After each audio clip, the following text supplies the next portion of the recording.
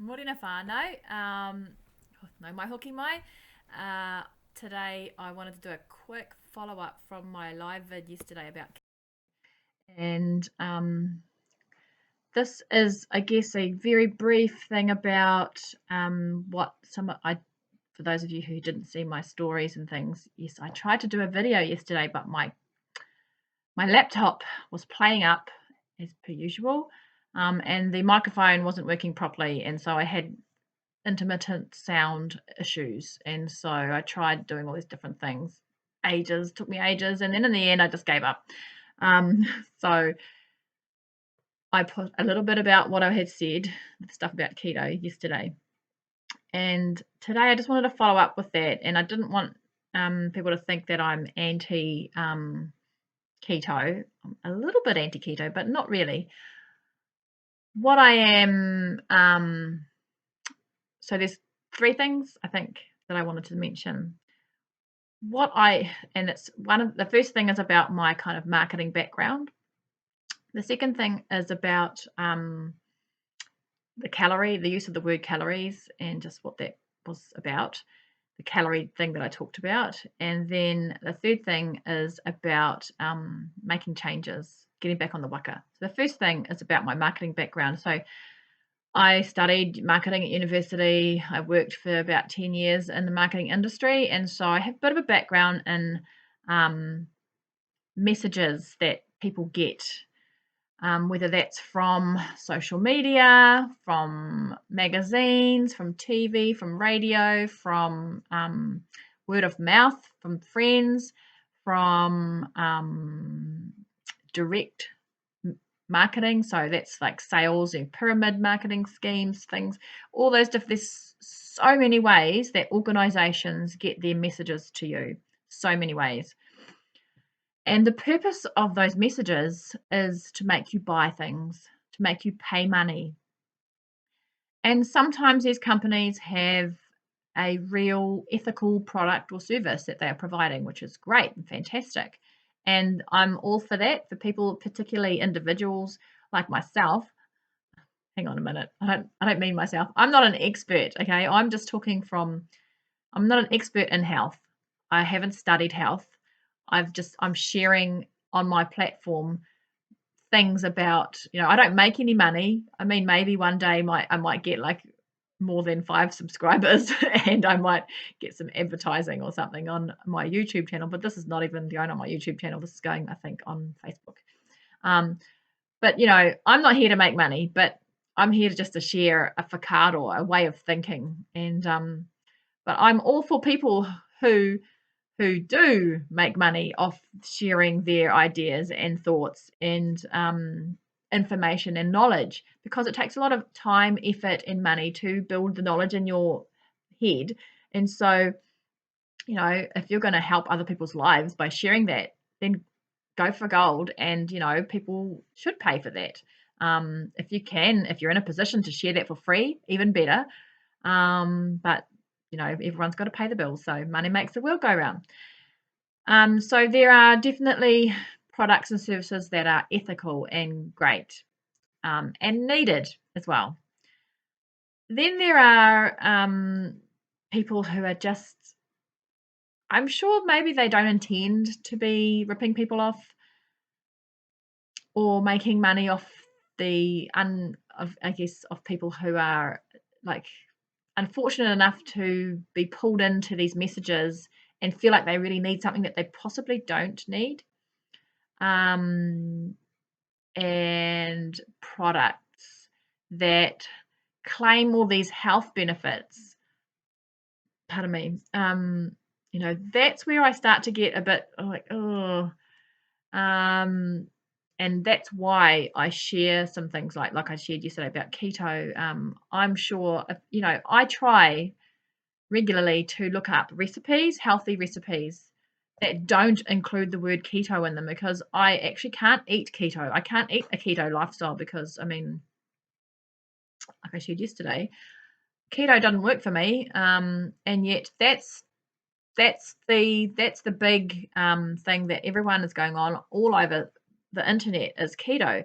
So I have to do, when I do searches for recipes, I have to put in a minus keto because I don't want a high fat recipe. I don't want things with like 50 eggs in them. I don't want to make. Um, I'm happy to look for low carb. I'm happy to look for low carb because low carb usually means less calories, or less energy in your food. Usually, it doesn't always, but low. Yeah, I cannot eat keto, and so it's really really hard for me to find really yummy healthy recipes that are not keto, sadly. But anyway, why hot to keto? It's not all just about keto. It's just about I the program that I subscribed to 2 years ago. So I paid, I don't know, was it $90 or something, $99, to get I can't remember, maybe a 4-week meal plan and some exercise plans or something like that. Must have been longer than that, surely. I don't know. Anyway, but that was quite a I felt like that, that was packaged really well. And all of these online things, it's not just about health, but it's like these messages or these organizations or these people are preying on the insecurities of us. So I did a bit of a research on homeschooling last year or the year before, last year I think, because I was considering homeschooling my kids, and so I looked at all these different things, and because Google looks at what you're searching up, and so I started to get bombarded with all these ads for positive parenting, playful, creative parenting, big life journal thing, all these different things that are selling you stuff that you possibly don't need. Maybe you could use some of them, but they're selling you stuff, and the way that some of these messages are worded is to really prey on your insecurities about how good a parent you are, or what you can teach your kids, or when it comes to health, how you feel about your body, and sending you like these messages. Often the messages are like about a quick fix, a quick way to lose weight, which is why, sorry, keto gets a bit of a bash from me, because it talks about how it's a quick way, and it is a quick way, but it's not a life. I don't believe it's a lifestyle change that can be sustained for the rest of your life. So that's where where I come from when I'm talking about things like that. I'm coming from my marketing background, and yesterday morning I was getting out the shower and I was thinking about all these. I was actually thinking about having a smoothie for breakfast, and I remembered seeing at least 2 or 3 other messages, and these could be just from people or from the organizations themselves, about a certain type of smoothie or additive, or like one that you buy that claims all these wonderful magic powers that help you be awesome. And I just thought, man, why is this out there so much, and why do we get so sucked into this? Because really my belief is the only real way that you can ever continue to live a healthy life is to eat well and exercise, and all the other things with the 4 pillars and the 4 cornerstones of health. Um, so that's the first thing. The second thing was about calories. So I talked about calories yesterday, and I talked about and some people don't like the word calories, but I suppose if you just convert the word calorie into energy. So a kilocalorie and a kilojoule is a measurement of energy, right? So whatever energy you put into your body through the day, like breakfast, lunch, dinner, snacks, blah, blah, blah, that's the total calories or total energy that you put into your body for the day. So say that's over here. And if you want to lose weight, so this is only for people who are wanting to lose weight. That's not everyone's goal. But for people who want to lose weight, the amount of calories that you burn, or the amount of energy that you're burning for the day, needs to be more than what you're putting in, so that you have this little calorie deficit or energy deficit here. And once you have that energy deficit, you will lose weight. Some people say, oh, but you'll lose muscle tone, and you'll all that sort of thing. But actually, My personal experience is that you lose fat as well as whatever else. You get smaller. You get smaller, and isn't that the game? That isn't that the you can do weights and things to build your muscles up, and you can eat slightly more protein and things like that to make your muscles bigger. Do you have to buy, all those extra additives and things? Some people like to do that, but is it sustainable for your whole life? This is my message, which is kind of going back to my first message a little bit. Is that thing that you're putting into your smoothie, is that stuff you have to drink every day, is that pill you're taking, is that something that you are going to be able to do your entire life, every day or most days for the rest of your life? Because if it's not, then it's not a lifestyle change. It's actually, yeah, it's not a lifestyle change. It's actually a short-term thing, and it will come to an end. And when it comes to the end, then what? And I guess that actually goes into my next message, which is about getting back on the waka. So if I say where I was 15 months ago in terms of eating well and exercising, I was about here on a continuum, on a scale here or a meter. And over my time of doing Noom, I did little changes here and there, and I lost 15 kgs about here, And then I had my operation, and I kept it off for 6 months. And then I had my operation, and I had a food party afterwards because I could eat everything. I didn't suddenly start eating everything, but I gradually put it back in. But I had a food party, and I sort of went back to about here. And so when I said to myself, okay, that's enough, I need to start go back into my healthy things, I stupidly thought that I could just go boing, back to where I was. That is not how it works. That is not how it works. It does not happen overnight. So I learned. It took me a whole month to just change my whole mindset of I just should there's one thing I'll tell you about. In Noom, you learn that you have a rider and you have an elephant. These are these voices inside your head, or the people who are in control of what you eat. And the rider is a cruiser. He cruises or she cruises along on her motorbike and is in control. It's like, yeah, I see that donut over there. I ain't gonna eat it because I had one yesterday, and that's all good. The elephant, on the other hand, is like, whoa, gets their trunk out. Whoo, I love that. Oh, yum. It's like a bull in a china shop, just goes ballistic. So, yeah. So for me to get the control back off my elephant, who wasn't totally out of control, but it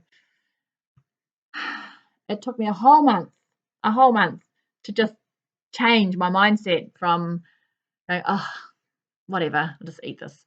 Oh, whatever, I'll just eat this. And let my rider be back in control a bit.